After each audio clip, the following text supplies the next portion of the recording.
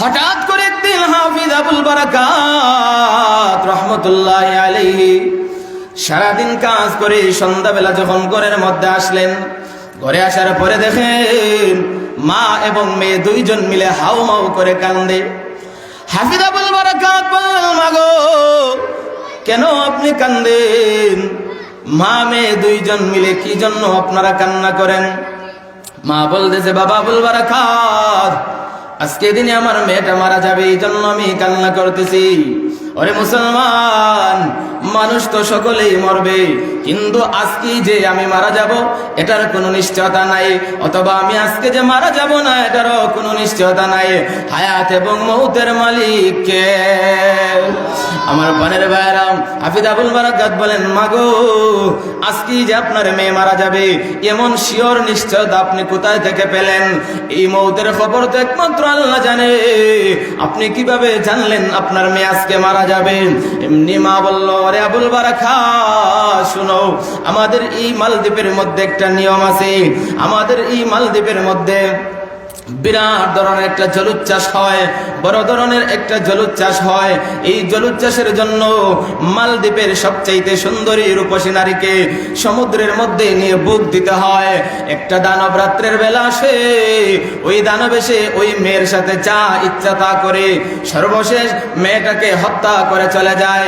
এইভাবে একজন মানুষের প্রাণের বিনিময়ে আমরা গোটা মালদ্বীপবাসী বেঁচে যাই। এই নিয়ম প্রতি বৎসর ধারাবাহিকভাবে চলে আসছে।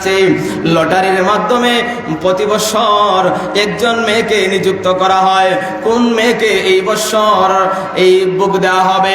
ওরে হাফিজ আবুল বারাকাত শুনো, এই বছর আমার মেয়ের নাম লটারির মধ্যে উঠে গেছে, এই জন্য আমি কান্দি।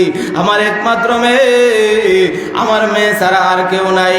আজকে বিকালে সরকারের বাহিনীরা, সরকারের পুলিশ বাহিনী আমার বাড়িতে আসবে, আমার মেয়েকে সাজাইয়া নববধূর বেশে পুলিশের হাতে তুলে দেব।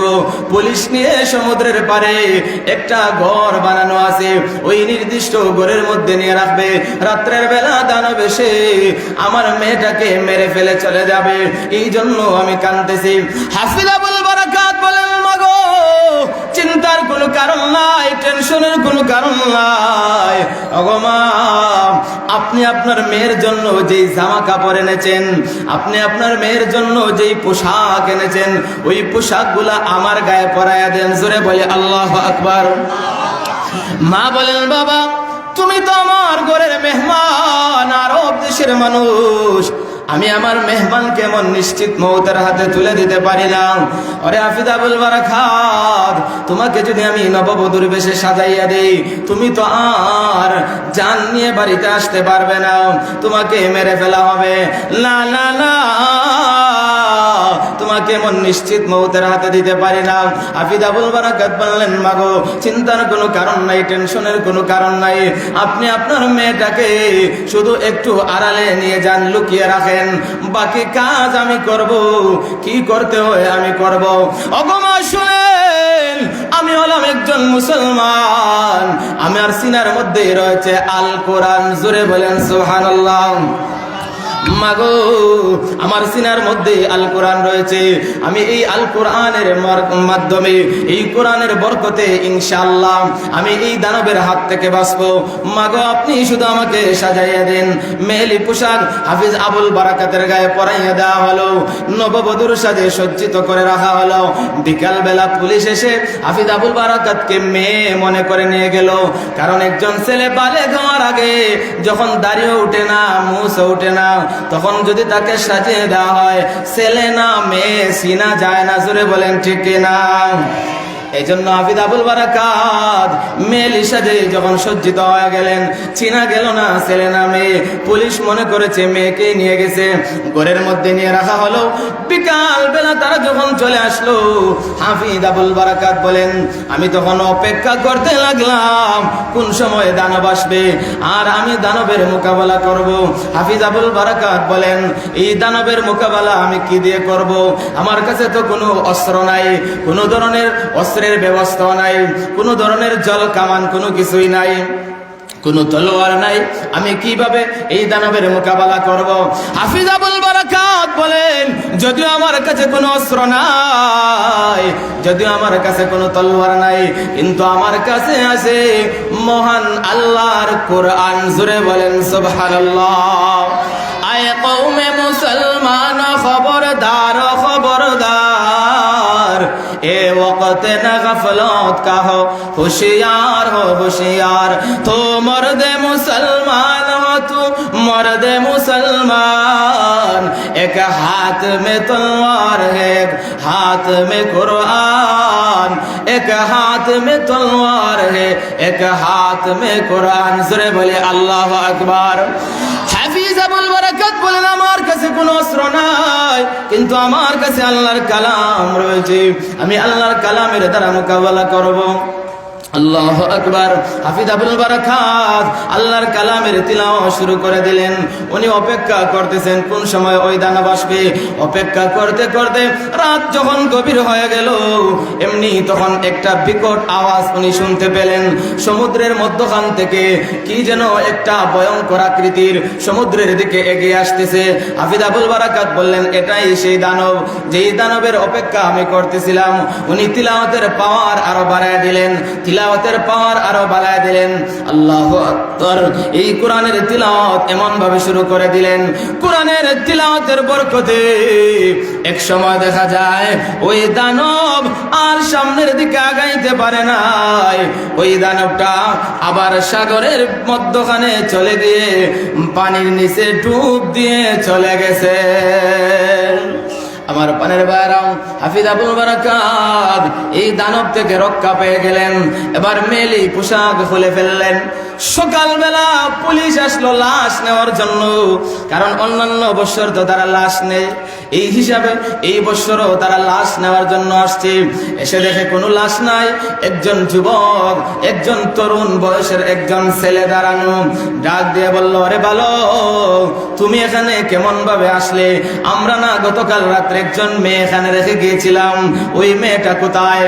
হাফিজ আবুল বারাকাত বলেন, আমাকে আপনারা রেখে গিয়েছিলেন, কোন মেয়ে রেখে যান নাই, আমাকে আপনারা রেখে গিয়েছিলেন। পুলিশ বলল, আশ্চর্যের কথা, আমরা তো একজন মেয়ে রেখে গিয়েছিলাম, মেয়েলি সাজে, নববধূর সাজে সজ্জিত একজন মেয়ে, কিন্তু তুমি বলতেছো এখানে তুমি ছিলে, ঘটনা কি? হাফিজ আবুল বারাকাত সমস্ত ঘটনা খুলে বললেন। এবার পুলিশ বলল, যদি এই ঘটনা সত্য হয় তাহলে তোমাকে আমরা এমন ভাবে ছেড়ে দিতে পারবো না। ওরে ভালো, চলো আমাদের দেশের প্রেসিডেন্টের কাছে যাইতে হবে। প্রেসিডেন্টের কাছে নিয়ে যাওয়া হলো। প্রেসিডেন্টের কাছে যখন নিয়ে গেল, প্রেসিডেন্ট হাফিজ আবুল বারাকাতকে সম্পূর্ণ বিষয় জিজ্ঞাসা করার পর হাফিজ আবুল বারাকাতকে বললেন, ও হাফিজ আবুল বারাকাত, যদি এই ঘটনা সত্যি হয় থাকে, তাহলে আগামী আরেক বৎসর যখন আসবে, এমন দিনে সত্যি যদি তুমি ওই দানবের মোকাবেলা করতে পারো, আর যদি আমরা মালদ্বীপবাসী এমন একজন মহিলা, জীবন্ত একজন মহিলাকে আমরা এইভাবে নিশ্চিত হত্যা থেকে যদি আমরা বিরত থাকতে পারি, তাহলে আমি প্রেসিডেন্ট ওয়াদা দিলাম, আমার গোটা মালদ্বীপের সমস্ত জনগণ সহ আমি তোমার হাতে কালেমা পড়ে মুসলমান হয়ে যাব। জোরে বলেন সুবহানাল্লাহ। আমার পানের বাইরাম, হাফিজ আবুল বারাকাত বললেন, ওগো বাদশাহ, আমি ওয়াদা দিলাম আগামী বৎসরও এমন দিনে আমি যাব। আল্লাহু আকবার। এক বৎসর চলে গেল, পরের বৎসর আবার এই দিনে হাফিজ আবুল বারাকাতকে আগের মতো সাজাইয়া গুছাইয়া ওই জায়গার মধ্যে নিয়ে রাখা হলো। হাফিজ আবুল বারাকাত রহমতুল্লাহি আলাইহি বলেন, বিগত বৎসর তো দানব আসছিল, কিন্তু এই বৎসর সারা রাত আমি দানবের অপেক্ষা করলাম, আমি কোনো দানবের আওয়াজ পর্যন্ত শুনতে পাই নাই। এইভাবে মহান আল্লাহ কোরআনের বরকতে একজন নিশ্চিত মানুষের হত্যা থেকে গোটা মালদ্বীপবাসীকে রক্ষা করেছেন। পরের বছর যখন হাফিজ আবুল বারাকাত এইভাবে জীবন্ত অবস্থায় ফিরে আসলেন, প্রেসিডেন্টের সামনে যখন আসলেন, এমনি প্রেসিডেন্ট বলল, ওগো হাফিজ আবুল বারাকাত, আমি প্রেসিডেন্ট ওয়াদা দিয়েছিলাম আমার দেশের সমস্ত জনগণ সহ আমি বাদশাহ নিজেও কালেমা পড়ে মুসলমান হয়ে যাব, অতএব অতএব আমি আর দেরি করতে চাই না, আমি আমার ওয়াদা অনুযায়ী এই মুহূর্তে তোমার হাতে হাত রেখে আমি কালেমা পড়ে মুসলমান হয়ে গেলাম। আল্লামা ইবনে বতুতা বলেন, ওই হাফিজ আবুল বারাকাতের বরকতে আল্লাহ তাআলা গোটা মালদ্বীপের মধ্যে ইসলাম ছমকায়া দিয়েছে। তাহলে হাফিজে কোরআনের দাম আছে না নাই? ও মুসলমান, বলতেছিলাম এই হাফিজে কোরআনের কেমন দাম। এই হাফিজে কোরআন যারা হবে এদের দুনিয়াতে যেইভাবে দাম, এদের আখিরাতেও ঠিক তদ্রূপ ভাবে দাম। এই হাফিজে কোরআন যারা হবে তাদের যেমন দাম, তাদের মা বাবারও দাম। একজন হাফিজে কোরআন, তার মা বাবা সহ এমন 10 জন মানুষ যাদের জাহান্নামের ফয়সালা হয়ে গিয়েছিল, ওই হাফিজে কোরআন কাল কিয়ামতের কঠিন ময়দানে আল্লাহর কাছে সুপারিশ করে এমন 10 জন মানুষকে সে জান্নাতে নিয়ে যাবে। জোরে বলেন সুবহানাল্লাহ। তাহলে হাফিজে কোরআনের দাম আছে না নাই? তো জোরে বলেন আছে না নাই? আল্লাহু আকবার। এই মারকাজুল কোরআন ওই হাফিজে কোরআন বানায়। প্রতি বছর 5 জন 6 জন এইভাবে পাগড়ি পরায় দেওয়া হয়, এদের সিনার মধ্যে আল কোরআন আছে।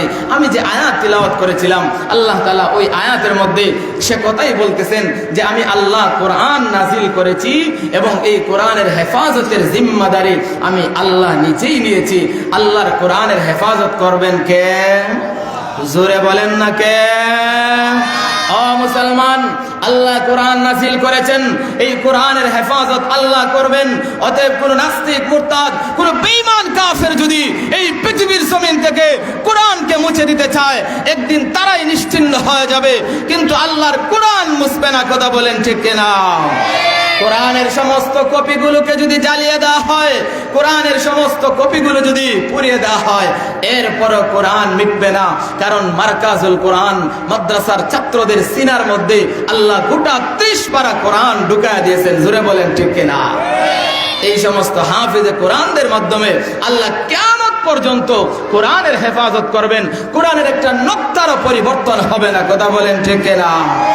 ও মুসলমান, আল্লাহ তাআলা ফাহাল মিন মুত্তাকি, আমি আল্লাহ এই কোরআন সহজ করে দিয়েছি যেন তোমরা এটাকে আয়ত্তে আনতে পারো, যেন তোমরা এটাকে পড়তে পারো, এটাকে বুঝতে পারো। কারণ এই কোরআন আমি আল্লাহ সহজ করেছি। লক্ষ্য করে দেখেন কোরআন কিভাবে সহজ।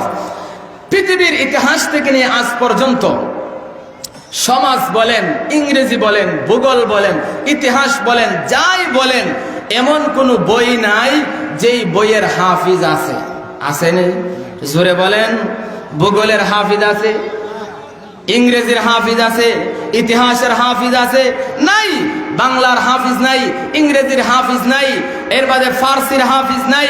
এইভাবে বিভিন্ন যত ভাষা রয়েছে, যত ভাষার যত শাস্ত্র রয়েছে, কোন ভাষার হাফিজ পাবেন না। ওই বিষয়ে বিজ্ঞ পাবেন ঠিক, কিন্তু হাফিজ পাবেন না।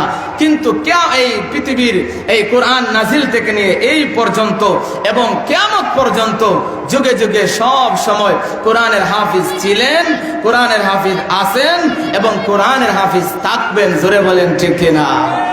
তাহলে দেখেন, কয়েক পৃষ্ঠার একটা ইংরেজি বই মুখস্থ করতে পারে না, কিন্তু 30 পারা কোরআন, এই 30 পারা কোরআনকে একজন 7 বছর 8 বছরের ছেলে এই গোটা কোরআনটাকে মুখস্থ করে বাংলাদেশের জমিনে লাল সবুজের পতাকাকে উড্ডীন করে বিভিন্ন দেশের প্রতিযোগিতায় গিয়ে 1 নাম্বার 2 নাম্বার হয়ে আমার দেশের মান এবং মর্যাদাকে সমুন্নত করে। কথা বলেন ঠিক কিনা?